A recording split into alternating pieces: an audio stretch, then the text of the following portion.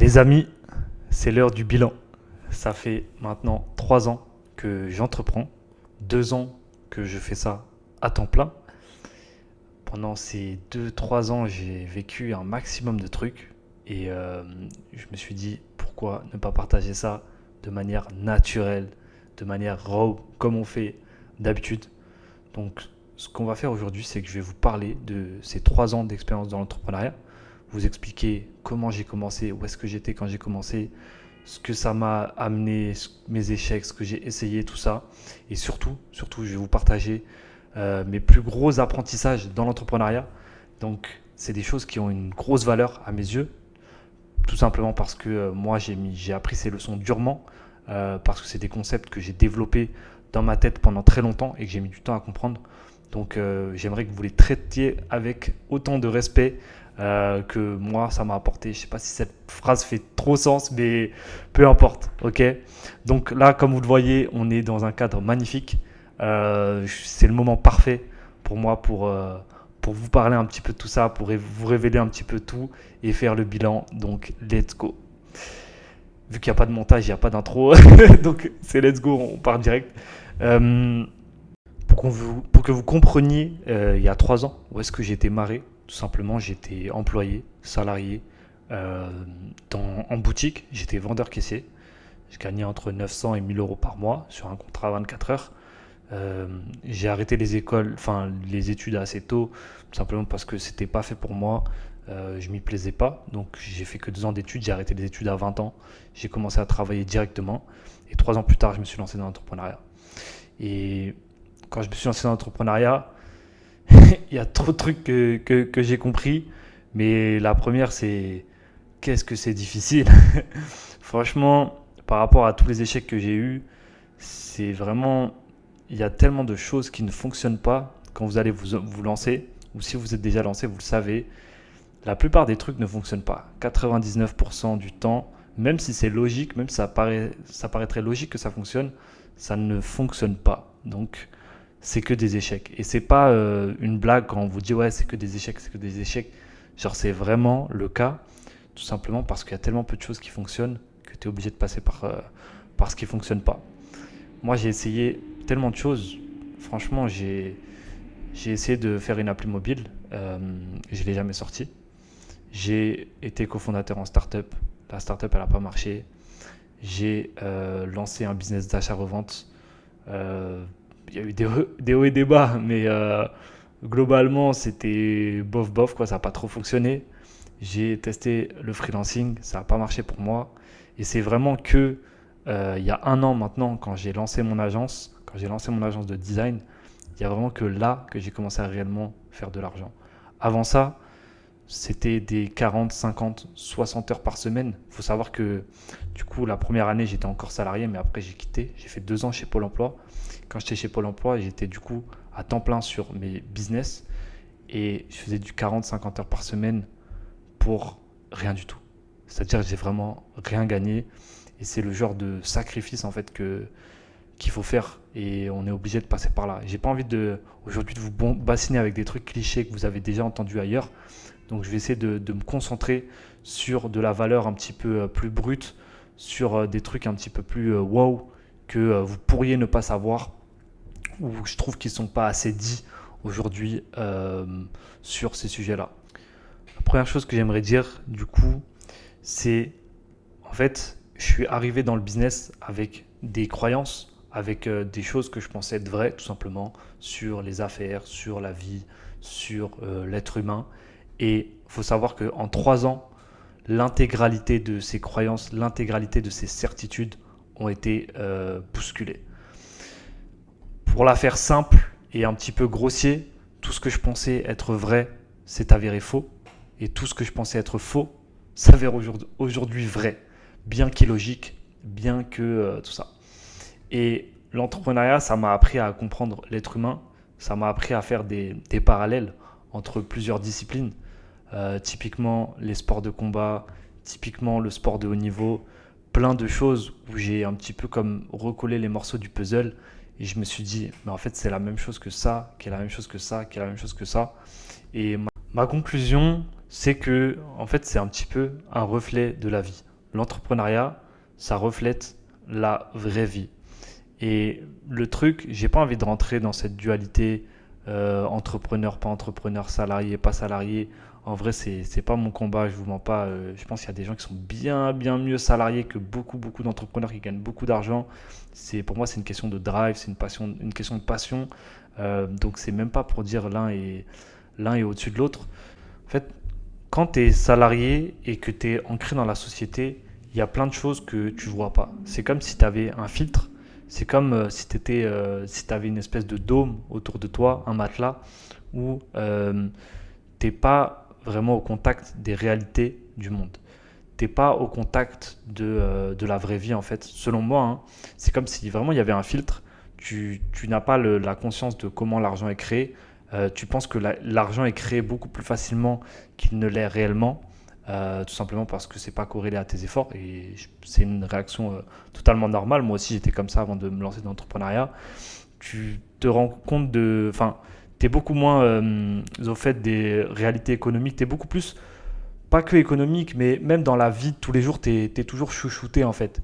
Tu es toujours chouchouté, c'est jamais brutal. Si jamais tu fais des efforts, si jamais tu mets la forme, si jamais tu mets l'intention, bah en fait, peu importe que tu n'aies pas de résultat là-dessus, on va toujours trouver un moyen de faire en sorte de te féliciter quand même ou que tu aies quand même ta petite sucette, ton petit truc. Et c'est toujours comme ça. Et ça fait que c'est un peu bisounours, je dirais. Et moi, j'ai été élevé, clairement, hein, je suis un pur produit de ça, un pur produit de cette société. Et aujourd'hui, si je ne m'étais pas lancé dans l'entrepreneuriat, je défendrais ça. Et je défendrais le fait que ça, c'est la vraie vie. Mais en me lançant dans l'entrepreneuriat, je me suis dit, ok, en fait, la vie, elle est vraiment injuste. Parce que des fois, tu passes par des moments et les choses que tu vis, genre, c'est insensé. Vraiment, c'est. En fait, tu t'as mis toutes les meilleures intentions du monde. Tu as fait tout. Je pense, j'ai pas envie de dire de dinguerie non plus, mais genre, ça m'est jamais arrivé, c'est pour ça que je dis ça. Mais genre, quand tu vis un drame un petit peu qui est venu de nulle part, tu as une remise en question de plein de choses, je pense, autour de toi. Et je pense que ça peut être un petit peu similaire à ça. Tout simplement, je dis dans les conséquences, pas vraiment sur le truc. J'espère que je m'exprime pas mal et que vous n'allez pas mal prendre ce que je dis, mais en gros, vraiment, tu as une confrontation à la vraie vie qui est tellement brutale que tu vas souffrir, tu peux même en pleurer, tu peux péter les plombs en fait, parce que toi, tu es prêt à engager ta vie, tu te donnes corps et âme tous les jours, toutes les semaines, pendant 70-80 heures, tu dis non à tout, tu gagnes zéro argent, tout le monde te crache à la gueule. Et genre, même avec ça, à terme, la vie, elle te dit quand même, non, ça va pas marcher, tu vois. Même si tu as fait tout bien, tu te fais quand même défoncer la gueule. Et quand tu es face à ça, et quand tu te rends compte de cette réalité-là, quand tu te rends compte que la nature, elle est comme ça, quand tu te rends compte que tout est hostile, c'est comme si tu te métamorphosais et tu rentres un petit peu dans cette nouvelle phase où tu es là en mode ah ouais, ok, c'est ça les règles du jeu. Bah, maintenant, j'ai capté comment jouer au truc. Et en fait, tu commences à être beaucoup plus subtil, tu vas prendre moins de risques, tu vas commencer à placer tes pions différemment, tu vas commencer à agir plus en fonction de ce que te dit le marché et des indicateurs réels que tu as qu'en fonction de ce que tu supposes et de ce que tu crois. Et tu apprends à lire le jeu quelque part d'une manière beaucoup plus, tu vois, c'est comme si tu avais des œillères et on te les enlève en fait. Mais pour ça, il faut vraiment te confronter à ce moment d'échec pur où tu es là en mode je suis au fond du trou quoi. Et je pense que c'est ça qui te fait step up dans le côté entrepreneurial. Et une des grosses croyances que j'avais qui a été démontée, c'est le fait de croire que si tu fais vraiment un truc bien, si tu réfléchis, si ton idée est bonne, si ton équipe est bonne, peu importe, si tu as vraiment la bonne idée, la bonne chose, tu vas avoir des résultats. Et la réalité, c'est que c'est pas du tout le cas. Et moi, j'ai passé énormément de temps à réfléchir. Et en fait, je dirais même que mes, mes deux, mes 2 premières années d'entrepreneuriat, j'ai fait plus d'actions de réflexion. J'ai passé presque exclusivement mon temps à réfléchir, à me projeter, à me dire ça va être comme ci, comme ça, on va faire ci, ça, et à faire très très peu de passage à l'action. Et je dirais pas que c'est un regret parce que ça faisait partie du processus d'apprentissage, ça faisait partie de ce qui m'a emmené où je suis aujourd'hui, mais quand même, je me dis, si j'avais été comme je suis aujourd'hui plus rapidement, c'est certain que j'aurais eu des résultats plus rapidement et c'est certain que je serais plus loin aujourd'hui. Donc ça, c'est vraiment un truc genre, quand tu vas te rendre compte que en fait, la réponse à tes actions, elle est totalement différente de ce que tu avais imaginé presque à chaque fois. C'est-à-dire qu'à chaque fois que tu vas euh, anticiper la réaction à une cause, ben en fait, cette réaction, elle est différente de ce que tu avais anticipé. Et du coup, tu vis ça tellement de fois que tu te dis au bout d'un moment, bah en fait, ça sert à rien de réfléchir avant. Je vais juste appuyer sur le bouton et voir ce qui se passe. Mais pour avoir ce degré-là de foncer dans le mur, il faut que 50 fois avant, tu aies réfléchi avant de faire et que tu aies fait et que ce ne soit pas passé comme prévu. Pour X raisons. Et c'est ce que je dis, c'est des fois c'est illogique. Des fois c'est vraiment genre, tu n'arrives pas à comprendre comment ça, c'est possible que ça marche pas, ou comment ça, c'est possible que ça fonctionne, ou pourquoi les gens réagissent comme ça à un certain truc. Tu n'arrives même pas à choper le mécanisme, mais c'est juste comme ça. Donc en fait, maintenant, tu fais, parce que t'as perdu trop d'énergie déjà à réfléchir. Donc maintenant, juste tu fais et t'attends et tu regardes. Et après, tu prends tes décisions en fonction de ce que ça te donne.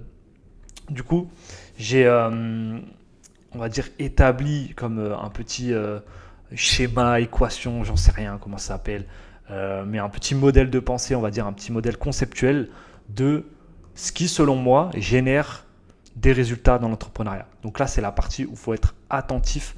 Si jamais ça vous avez ouvert cette vidéo pour vous dire ouais, je vais apprendre comment devenir un bon entrepreneur ou je sais pas quoi et je vais avoir de la valeur, c'est le moment où il faut écouter parce que c'est ma théorie et c'est ça qui drive mes décisions, mes choix et ma vie aujourd'hui. Et c'est ce que j'ai hérité et c'est ce que j'ai conçu après avoir passé 3 ans dans l'entrepreneuriat à me faire cracher à la gueule par la vie. Tout simplement, ce que je pense, c'est que y a une chose, c'est sûr et certain, qui a des conséquences positives et qui génère des résultats, c'est le passage à l'action. Par passage à l'action, j'entends confrontation au réel. C'est-à-dire que passer 4 heures dans un Figma à retoucher son site internet, théoriquement, c'est une action. Okay, vous êtes passé à l'action. Mais dans la réalité, dans les faits, ce n'est pas une action qui va générer des résultats. Pourquoi? Parce que vous n'êtes pas en train de vous confronter au réel. Par contre, aller sur le Figma et tout faire pour que dans les 2 prochaines heures, le site soit en ligne, sur Internet, accessible par l'intégralité du monde, ça, c'est une action de confrontation au réel. Écrire des posts ou des scripts de vidéos YouTube pendant des mois dans ses notes, ce n'est pas un passage à l'action. Enfin, c'est un passage à l'action, mais ce n'est pas se confronter au réel.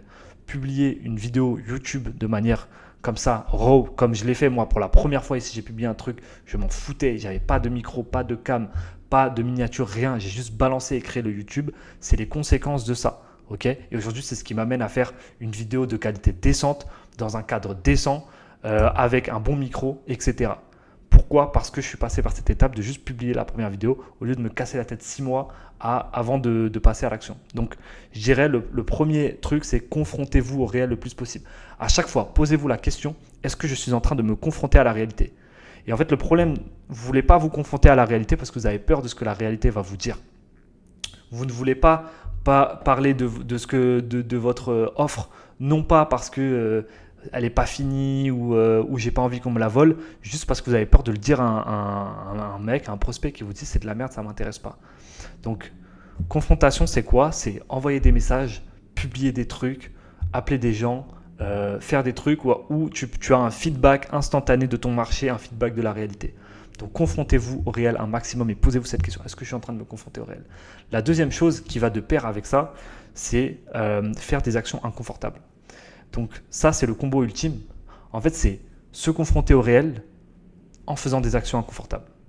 Par exemple, prendre votre téléphone là tout de suite, vous dire « Ah ben tiens, j'ai envie de me lancer dans la création de site web, par exemple. » L'entrepreneur inexpérimenté, ce qu'il va faire, c'est qu'il va, pendant 6 mois, il va apprendre en secret sur YouTube à faire des sites internet. Il va faire des millions de projets fictifs, il va se faire un site de malade, etc.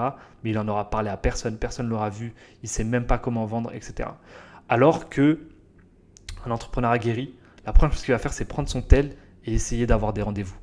Et une fois qu'il a des rendez-vous, il va essayer de signer. Et une fois qu'il aura signé, il va se dire « Ok, comment j'apprends à faire un site web ?» Ok, c'est ça la différence. C'est reverse engineer le process. Et plus vous vous confrontez au réel et plus votre action est inconfortable, plus c'est quelque chose qui va remuer le monde. Je ne sais pas comment le monde est fait, la physique du monde, mais c'est des actions où genre c'est comme on dit, mettre un coup de pied dans la fourmilière.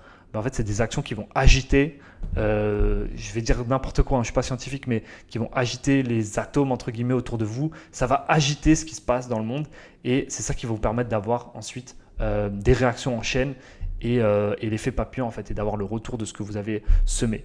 Donc action inconfortable plus confrontation au réel max, ça c'est l'attitude que vous devez avoir. Maintenant, ce qui va faire que vous allez avoir plus ou moins de résultats dans l'entrepreneuriat, c'est la vitesse et la fréquence. Okay, donc là, on a eu deux paramètres. Un, confrontation au réel. Deux, action inconfortable. Maintenant, on passe au troisième. Le troisième, c'est à quelle vitesse est-ce que vous êtes capable de passer à l'action en vous confrontant au réel et de manière inconfortable. En fait, vous pouvez faire, comme j'ai dit, avoir